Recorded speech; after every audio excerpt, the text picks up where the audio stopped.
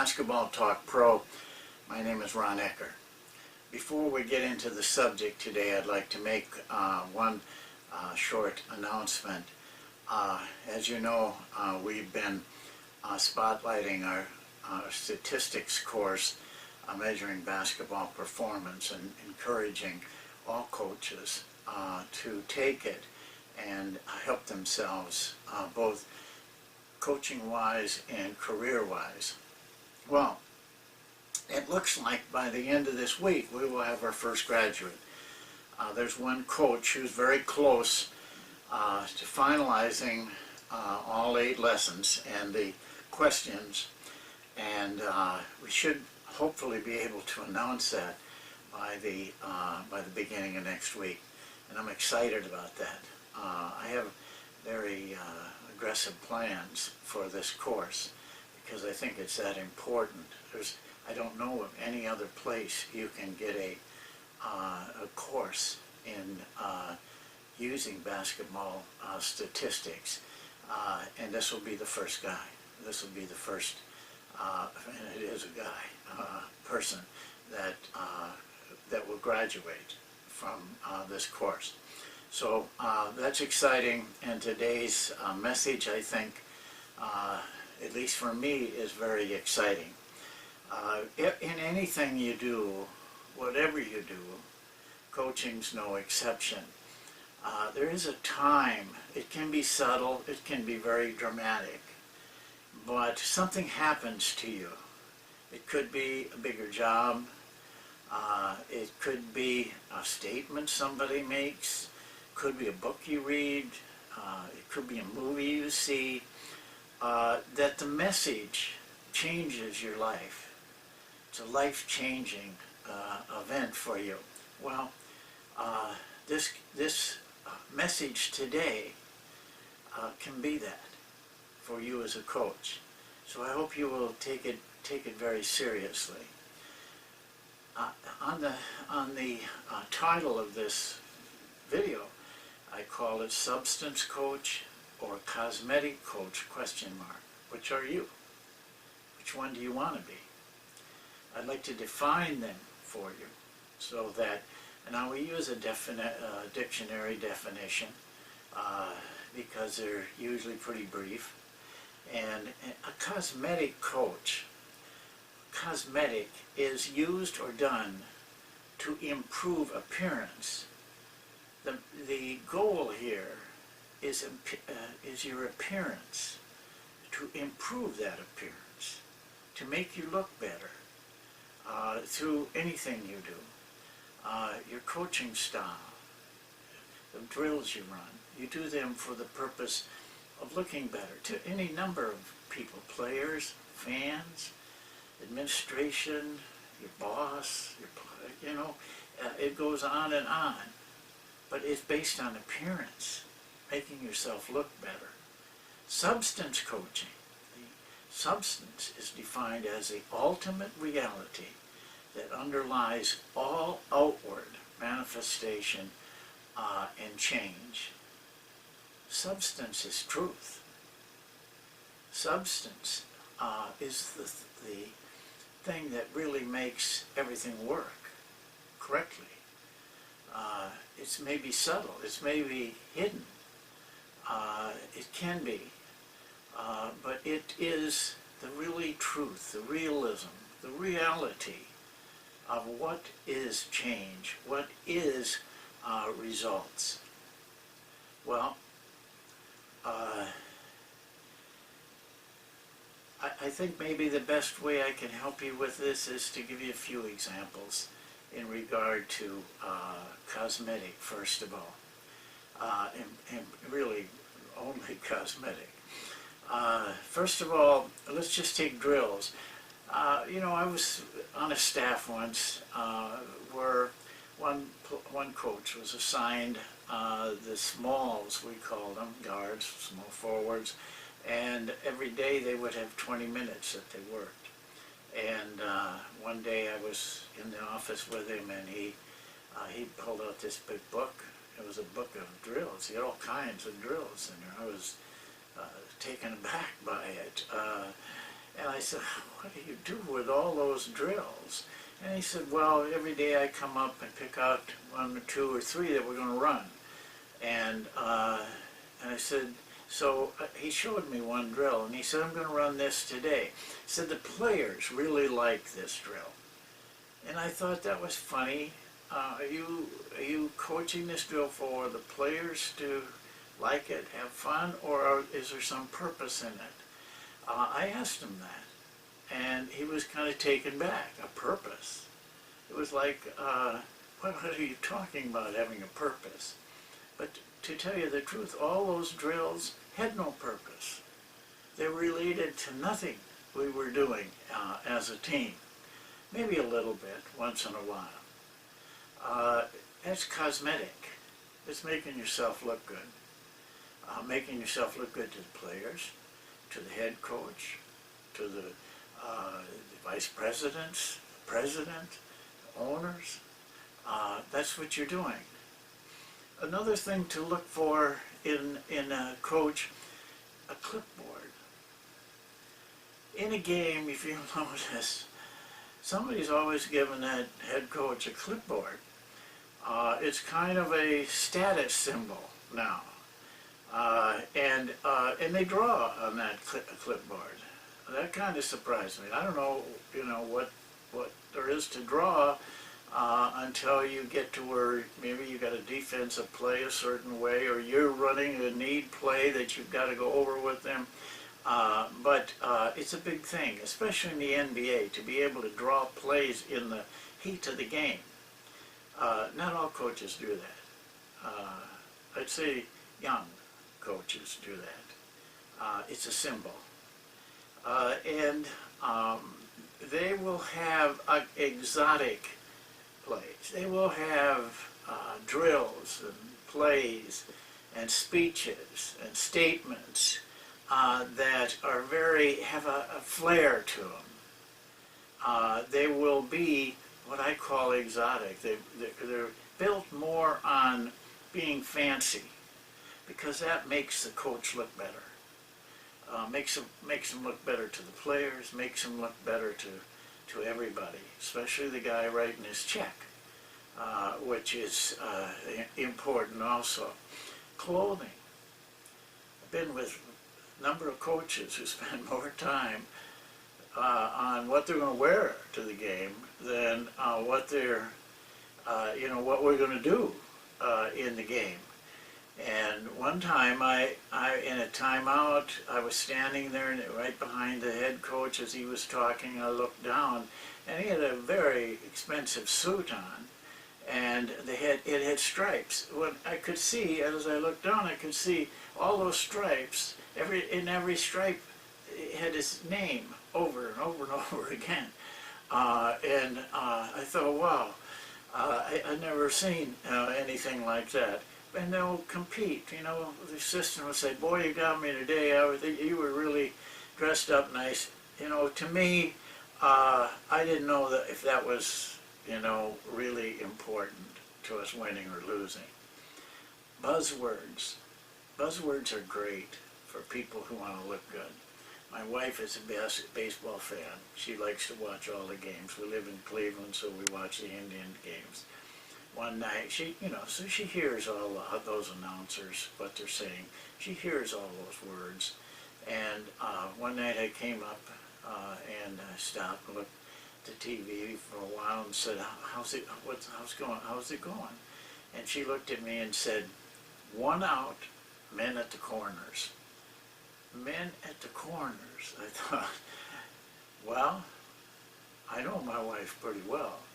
And normally she would say 1 out, a man on third base and a man on first base. That's men on the corners.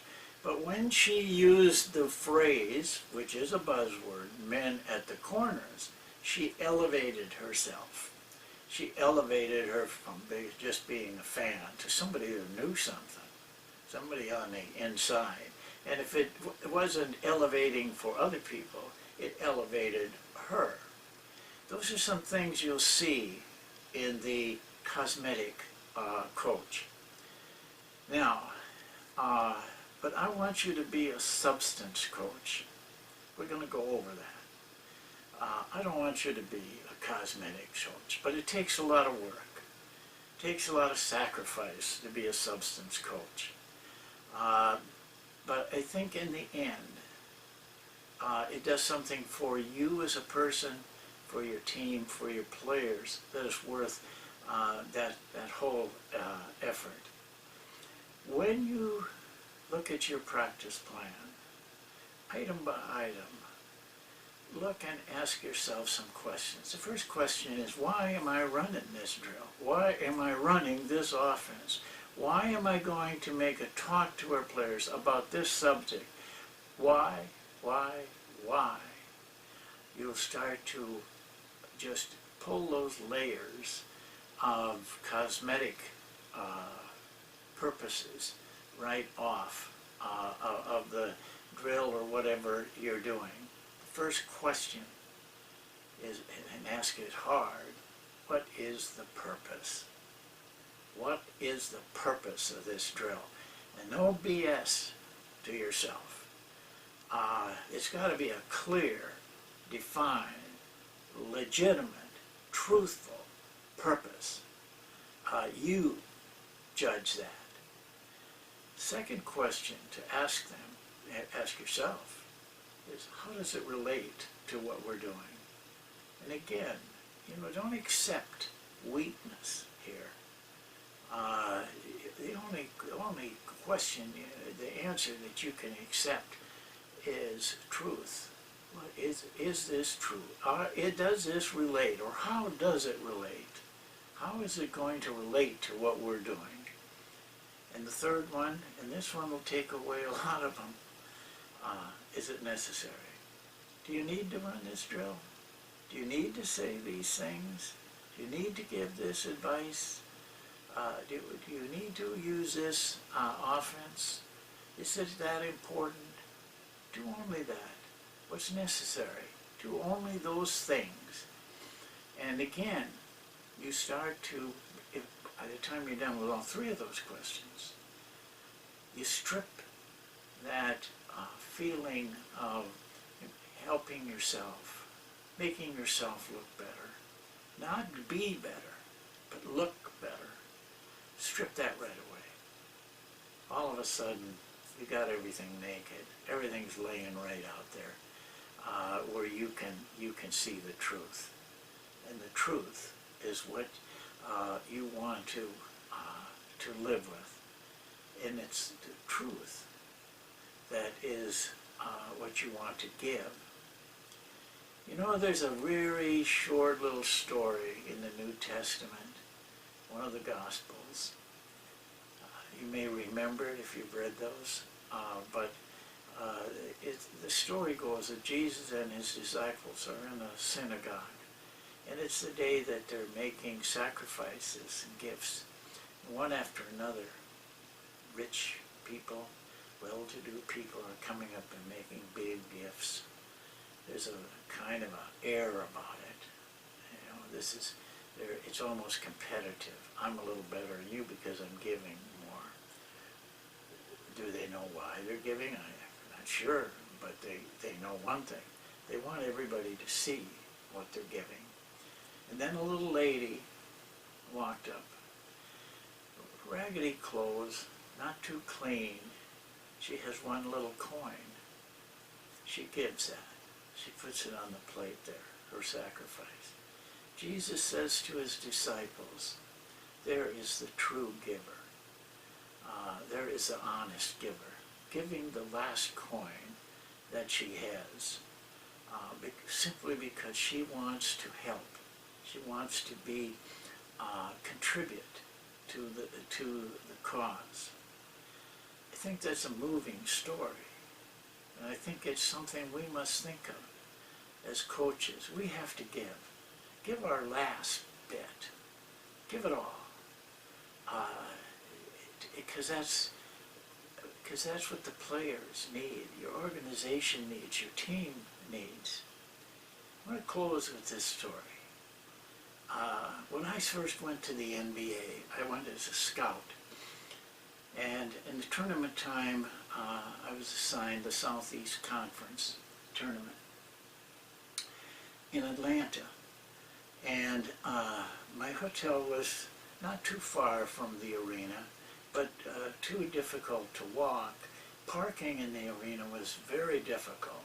So I had learned through the year that when I scouted there to take the train and I could get right to the arena, get off, I had to walk a ways to get to the right window to get my credentials. This particular night, it was 2 games played, so it was about 11 o'clock when everything got done. And see, when you're assigned seats, you come out different doors than maybe what you went in. This particular night, I went out the door, the only door I could go up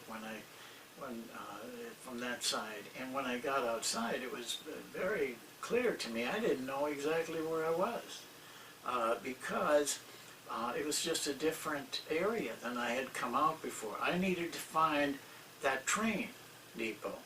And the crowd was just moving in waves, back, one going one way with the other one going the other way. And I started to follow one group, and I knew I had to ask directions, but people were so crazy and wild that I couldn't really bother anybody. And here comes a little African-American lady, very small. Gosh, she couldn't have been more than about 4 feet, very thin, not expensive clothes. She had a bag of Kentucky Fried Chicken in one hand. Clean, nice lady. So I stopped her and I asked her where I could get to the train depot to catch a train back to the city. And she grabbed my hand and she said, "Hold my hand in this crowd so we don't get lost. I'll take you right to that depot, and because I'm going there also."